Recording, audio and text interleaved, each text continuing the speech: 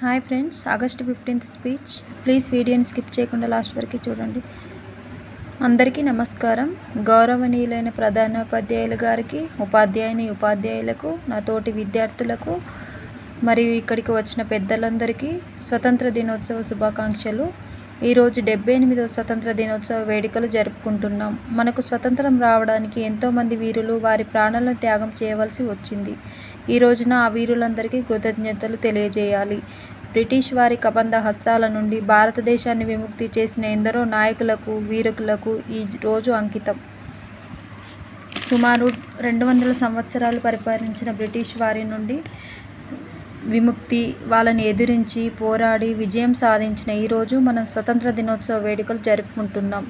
British వారి అరాచకాలకు వ్యతిరేకంగా ఎంతోమంది స్వతంత్ర సమరయోధులు పోరాటం చేశారు. వాళ్ళ ప్రాణాలను సైతం లెక్క చేయకుండా పోరాడి ఈరోజు స్వతంత్రం తీసుకొచ్చారు. స్వతంత్ర సమరయోధులు గాంధీజీ, జవహర్లాల్ నెహ్రూ, సుభాష్ చంద్రబోస్, బాల గంగాధర్ తిలక్, ఝాన్సీ లక్ష్మీబాయి, సరోజినీ నాయుడు, సర్దార్ వల్లభాయ్ పటేల్, ఇంకా ఎంతోమంది మహనీయులు. వారందరికీ నా హృదయపూర్వక వందనాలు. భారతీయ పౌరులుగా మీ వంతు కృషి మీరు చేసి దేశ రక్షణలో భాగం కావాలి. దేశ అభివృద్ధికి పాటుపడాలి. దేశాన్ని మార్చే శక్తి యువతకు ఉంది. మన దేశ భవిష్యత్తు యువతపై ఆధారపడి ఉంది. దేశాభివృద్ధికి నిరంతరం అందరూ కృషి చేయాలి. ఇంకా స్వతంత్ర సమరయోధుల త్యాగాన్ని మర్చిపోకుండా దేశం కోసం మనం కృషి చేయాలి. ఈ అవకాశం ఇచ్చిన వారందరికీ నా నమస్కారములు. స్వతంత్ర దినోత్సవ శుభాకాంక్షలు.